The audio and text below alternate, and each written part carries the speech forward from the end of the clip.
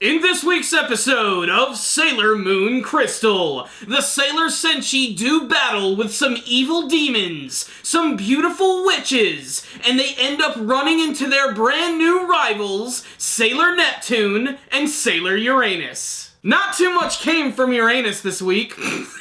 I'm absolutely sorry. I will try to keep the Sailor Uranus jokes to an extreme minimum in this episode. A lot of that is because, of course, both Neptune and Uranus barely appear in this episode whatsoever, but they do appear at the very end of this week's episode in their Sailor Senshi costumes. And you know what? That's pretty freaking awesome. Sailor Uranus, in particular, seems to be wearing a mask and cape, very similar to Tuxedo Mask. If the character couldn't get any more androgynous, they had to do this. So let's get one thing straight. These two episodes right here from the third season of Sailor Moon Crystal completely blow the first two seasons out of the water. The amount of attention to detail to animation and characterization, not to mention just the overall production value is just immediately better. That and just even the stupid funny moments, like with Usagi and Chibi-usa arguing with each other, or the crazy cute moment where Usagi actually turned into a bespectacled version of herself so that she could sneak into the Mugen Academy.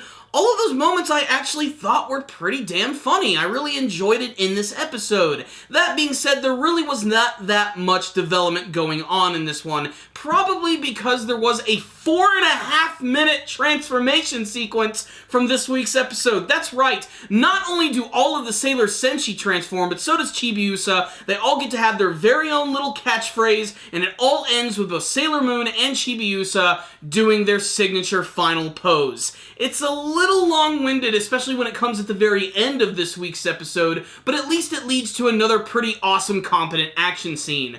I honestly think the most interesting thing about this episode is that we're finally starting to learn a little bit more about the villains. It's this group of witches who are led by this woman by the name of Cowlinet. And she's leading this group of witches who are known as the Five Witches. And apparently, they literally are leveling up, trying to get their level higher so that they can reach the level known as Magus. That is basically like the ultimate witch within their group. And they're using these creatures which are known as Daemon, which essentially, they find a living creature, they corrupt its heart, and it transforms into this evil black beast of doom.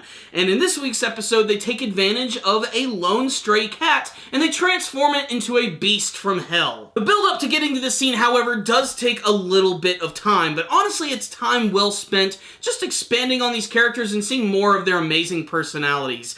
I've always joked in the past that Usagi's Sailor Moon is kind of a ditz, and really, that's the way that she's written. She's a ditz character, but honestly, she has a well-developed ditzy character, and I have to admit, her antics always seem to make me laugh. Whose antics don't make me laugh are Chibi-usa, who I still think is a little too mean to her future mother, which is a little strange when I say it out loud like that. It's also a little ridiculous how all of the Sailor Senshi are actually able to meet in this week's episode, because for the most part, Usagi and all of her friends are off doing their own thing, and then you have Mamoru Chiba, Tuxedo Mask, who is taking Chibi-usa and all of her friends to this amusement park, and when she's on this roller coaster ride, she loses her hat, which conveniently leads her to the Mugen Academy, where all of Sailor Senshi are doing some investigating. And you have Sailor Moon, who goes in and meets Sailor Neptune for the very first time, who's warning her about all of this ominous shit that's going to go down if they do continue. And then you have Chibi-usa, who ends up running into this other mysterious girl, who I believe is also going to be a member of the Sailor Senshi. I think she's going to be Sailor Saturn.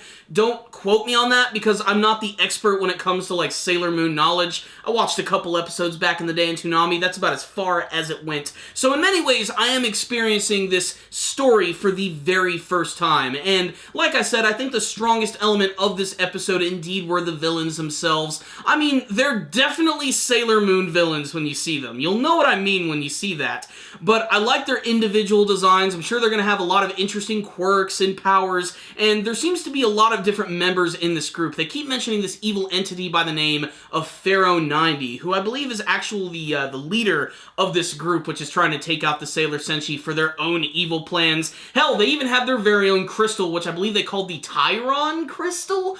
I don't know, they really seem to love mystical crystals in this show. But really this episode seems to kick off at the very end after all of the Sailor Senshi go through their amazing transformation sequences, and you get to see a great action scene where they all team up and use their individual powers. An enemy that does not get taken out in a single hit. And they all do get to do something which is pretty damned awesome. I especially love how it all opened up. Sailor Mercury using her mist attack. You had Mars who's using this awesome spiraling fire ability. You had Sailor Venus who is using her beads attacks. And while all of this is going on, Usagi and Chibi-usa are running away from the monster in a real hilarious, almost Looney Tunes-esque fashion. But unlike the first two seasons of the show, it's actually competently animated and it has some slapstick moments which actually put a very big smile on my face. I really enjoyed this quite a lot. And we also got to see another big attack from Sailor Moon herself, the spiraling heart attack, which basically amounts to her doing a lot of twirls, which creates this giant spinning heart, which whatever it collides into will presumably just destroy it. Which not only destroys the monster, but it also ends up saving the cute little kitty. And then we have Sailor Neptune and Sailor Uranus making a quick escape as they go off into the night. It was a really fantastic ending to a pretty fun episode of Sailor Moon Crystal.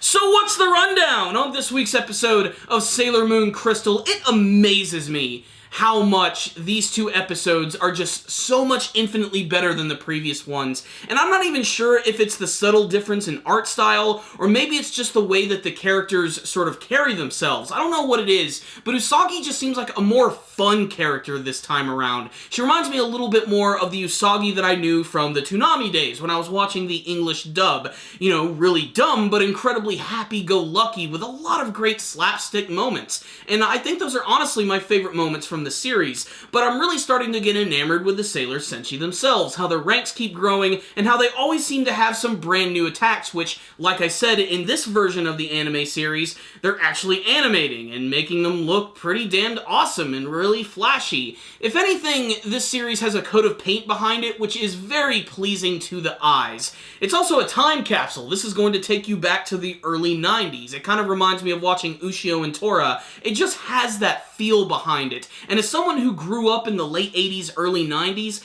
that's something that I can really appreciate quite a bit. So this was another fun, ridiculous, and over-the-top episode of Sailor Moon Crystal with some wacky, brand new villains, lots of intrigue in the story, and some really great small, funny moments from some of the key characters. It's very obvious we're still very early on in this arc. We still have a lot of mystery behind these characters. We got to learn a little bit more about the villains and what their ultimate plan is going to be. I have a feeling it's going to involve either the destruction of Earth, the destruction of this whole legendary silver crystal thing again, and presumably the destruction of the Sailor Senshi so that they may rule the universe! That seems to be the plan of all these big baddies. But like I said, Sailor Moon is basically a animated adaptation of like Super Sentai shows, like Power Rangers or the Super Sentai Rangers, or all those guys that you've seen who've been in Japan for years. Those shows have been going on for a long time. It's very obvious when you see the big transformation sequences, which to some people are going to be a detriment, and to some people are not. I know a lot of Sailor Moon fans who absolutely love the transformation sequences, and it would be blasphemous if they didn't include them in full in single episode. If anything, it reminds me of watching it in the old days where they went through every single transformation, and at least it's well animated, and it doesn't look all weird and stiff with its CG animation like in the first two seasons. So this was a fun episode of Sailor Moon Crystal, which I honestly ended up enjoying quite a bit. It didn't blow me away as much as the first one, but I still have to say that it is doing a competent job in one-upping the first two seasons of Sailor Moon Crystal. So I'm going to give this week's episode right here a 3 out of 5. A fun, average episode of Sailor Moon Crystal, which fans of Sailor Moon should definitely check out. Whether you've read the manga, grew up watching the anime or Toonami, or just want to jump in for the very first time, this is the time to do it, because it's a fun, classic anime show. But if any of you guys did watch this week's episode of Sailor Moon Crystal, why don't you tell me what you thought about it in the comments section below? Did you have a favorite scene from this episode? Did you like when Sailor Moon went through her transformation and became all spectacled? I thought that was really funny. Who's your favorite member of the Sailor Senshi, and what do you want to see from the rest of the third season of Sailor Moon Crystal?